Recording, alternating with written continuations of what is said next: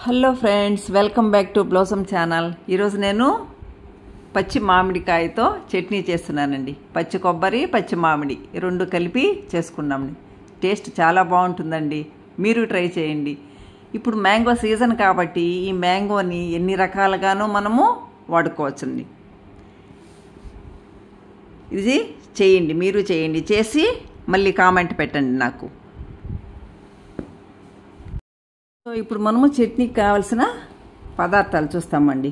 ఆవాలు 1 స్పూను, మినపప్పు 2 స్పూన్లు, చిన్న మ్యాంగో, పచ్చి కొబ్బరి, కరివేపాకు పోపు పెట్టుకోవడానికి. స్టవ్ వెలిగించి మనము పెనం పెట్టుకుని ఇవి వేయించుకోవాలండి. ఆవాలు, మినపప్పు చాలా టేస్ట్గా ఉంటుందండి. మ్యాంగో చట్నీ పచ్చి కొబ్బరితో చేస్తే బాగుంటుంది. దీనిలో కొంతమంది పచ్చిమిర్చి వేస్తారు. అది పచ్చిమిర్చి వేస్తే కొంచెం గ్రీనిష్గా ఉంటుంది చట్నీ. నేను ఎండుమిర్చి వేస్తానండి. చాలా టేస్ట్ ఉంటుంది ఇది. అన్నంలోకి, దోశ, ఇడ్లీలోకి మనము వాడుకోవచ్చండి. 2 డేస్ ఉంటుంది బాగా. ఫ్రిడ్జ్లో పెట్టుకున్నామంటే 3 డేస్ ఉంటుంది.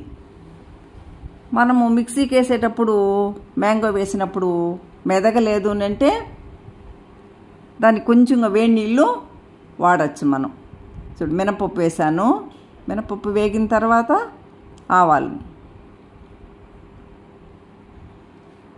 ఆవాలు, మళ్ళీ జీలకర్ర 1 స్పూన్ వేస్తానండి. మళ్ళీ ఎండుమిర్చి అంతేనండి.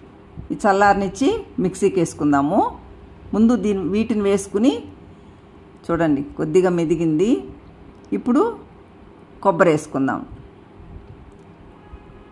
కొబ్బరి మెదిగిన తర్వాత మళ్ళీ మ్యాంగో వేసుకుందాం.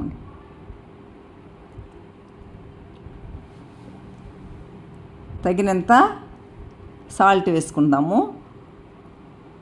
మ్యాంగో వేస్తున్నాను. అంతేనండి, రెడీ. చట్నీ రెడీ.